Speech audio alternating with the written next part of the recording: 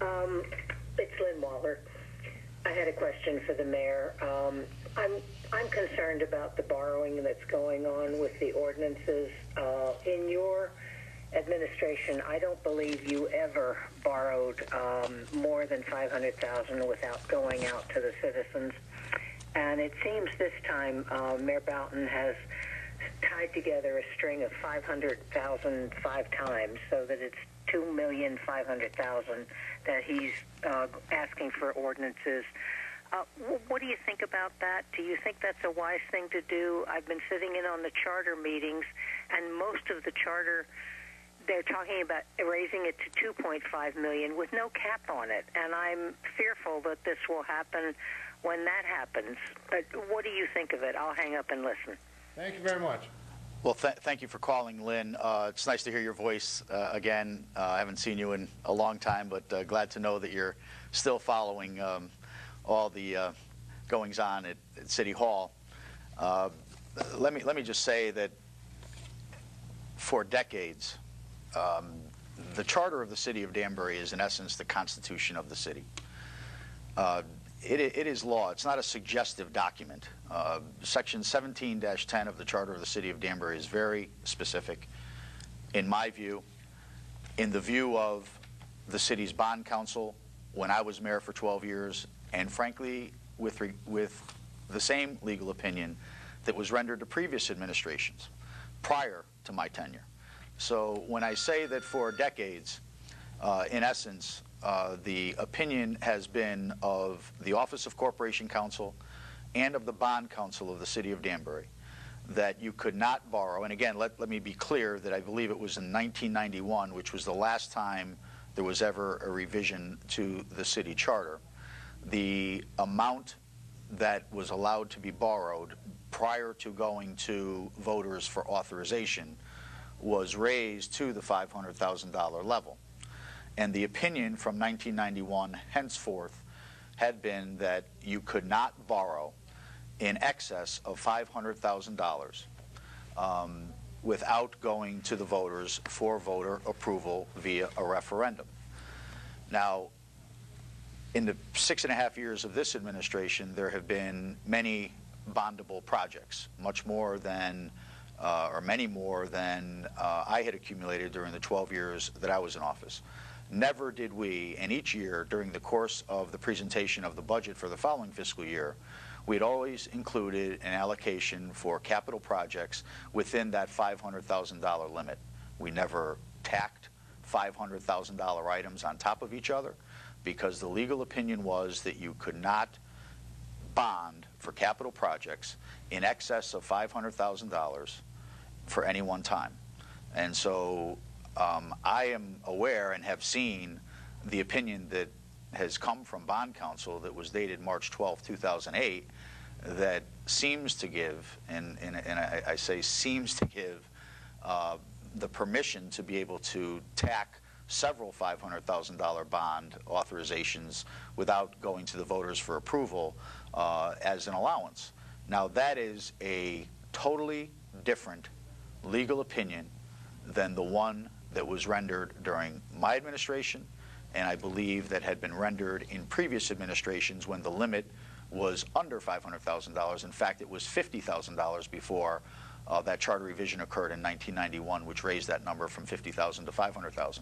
So at no time could you go and allocate a bond or authorize a bond in excess of $500,000 without going to the voters for approval. We always sent items for voter approval to referenda and for voter authorization in the November elections. There may have been one time, I don't recall, within my 12-year tenure when it wasn't in a November election, but we always tried to forward any bond authorizations, any bond projects to the voters for their consideration on the November ballot. Why? It's when the greatest percentage of voters turn out. It presents an opportunity not only for the voters, the voting electorate, but for property owners within the city of Danbury who do not reside in the city of Danbury, who also have a right to vote on bond authorizations because it affects their taxes, to vote. That's when most people turn out. In your tenure, did you ever have a bond issue that was voted down? Never. Never. So And people were generally in favor of they were in favor of the bonds because, first and foremost, you know, we presented all of the information clearly and factually, supported it, presented it to the community, reached out to the community to ensure that the community understood what, in essence, we were proposing to do and how their tax dollars would be spent. If I'll just pick up the call. 1 second, just 1 point on this. In Mayor Boughton's budget, their debt service is at below 8.5%, which is pretty good. The debt service, the debt that we have to pay. That's the debt that all the percentage of the total budget is less than 8%. Debt is debt, no matter what percentage. I understand, but just for comparison, I understand there's a phone call. I'll get it just 1 second. But just for comparison's sake, out of 169 municipalities in the state of Connecticut, 8% is about the middle. the city of Danbury's bond capacity. Yeah.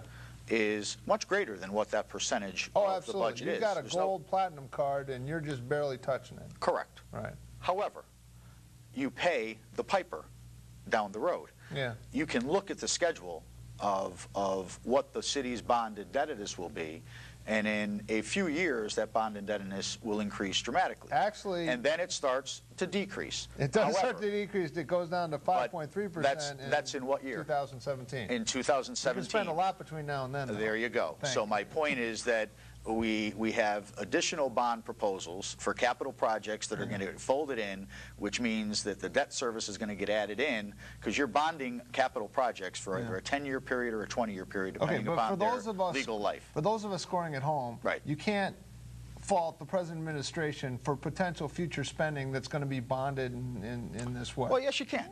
You might because there should be enough to be critical of the current administration, just what's going on now, rather than I would like to criticize him for something he might spend in the year 2014. That's not the point. You're making a commitment today in determining what the bond indebtedness will be. In essence, what those tax dollars will be within the budget for those items that you're authorizing today.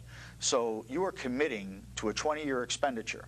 So as you continue to add on, I mean, there have been many more projects worth many more dollars in 6.5 years that have been authorized through bonds than were in my entire 12-year period. I'm only critical of the fact that we are going to be paying for that.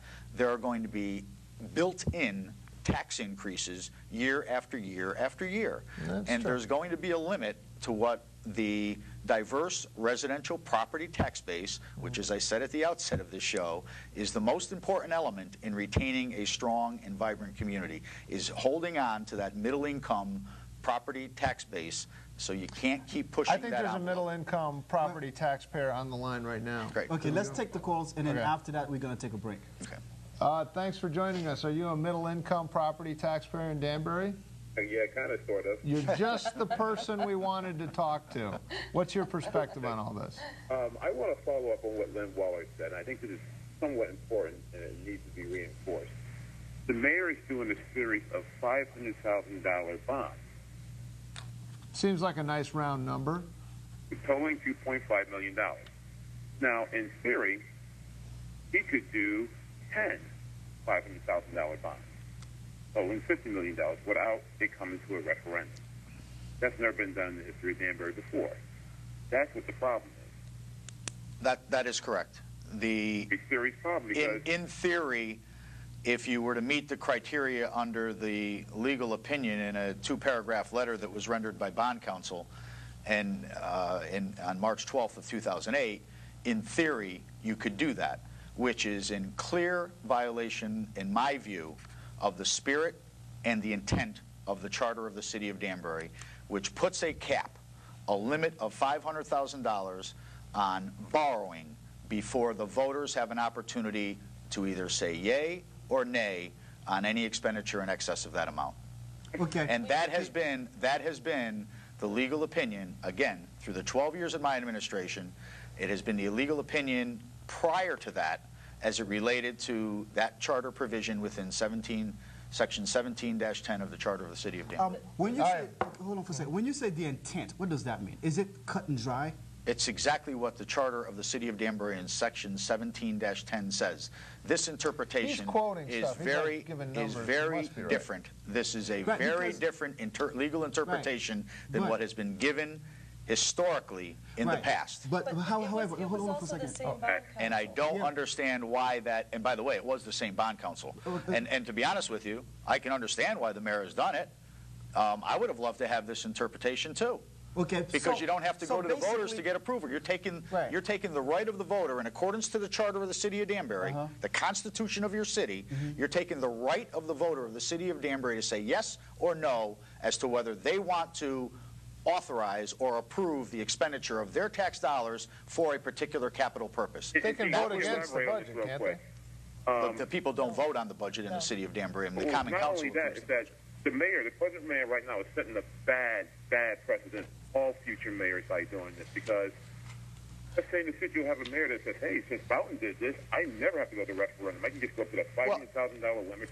It's the legal opinion. I mean, it's the legal opinion that's driving what he's being able to do. All I'm saying is I mean, the the legal charter opinion on language your has watch not is changed since completely different. but the charter language has not changed since 1991, but the legal opinion has. And I'd like to know what the basis or the reason for the legal opinion changing. Is it because So the bond counsel wants to retain the City of Danbury as a client, therefore is giving the answer that the administration wants to hear? Or is it because there's now a different interpretation of what that unchanged language in the charter since 1991 has to say? Okay, we have another caller We coming have in. another call. Thanks. Oh, you just in the call. Well, okay. Caller, basically- please call back. Basically, it's Apology. this. It's the legal opinion, right? The interpretation of the Of the city's bond attorney. right. So, what can we say about the ethical practice of the current administration?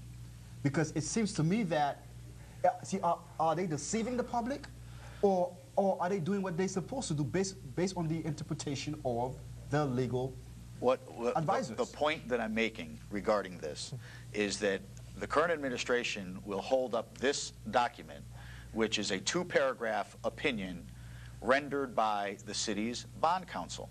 It was the same bond counsel that the city has had prior to my administration, Right. throughout my administration, and now through the current administration. The legal opinion prior to this document was that you could not authorize the expenditure of a $500,000 borrowing You know what? We have in to- excess of $500,000 Okay. without voter approval. That's we the have bottom to line.